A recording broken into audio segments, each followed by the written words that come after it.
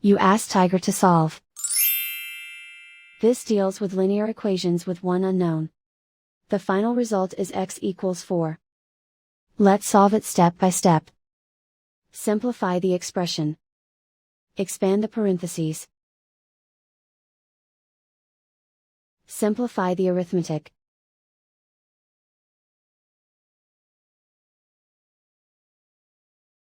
Group all x terms on the left side of the equation. Subtract 8x from both sides. Group like terms. Simplify the arithmetic. Group like terms. Simplify the arithmetic. Group all constants on the right side of the equation. Subtract 19 from both sides. Simplify the arithmetic.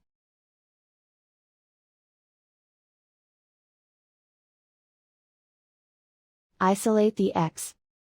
Divide both sides by -2. Cancel out the negatives. Simplify the fraction. Cancel out the negatives. Find the greatest common factor of the numerator and denominator.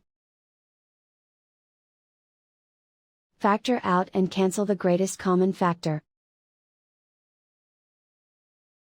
And so the final result is x equals 4.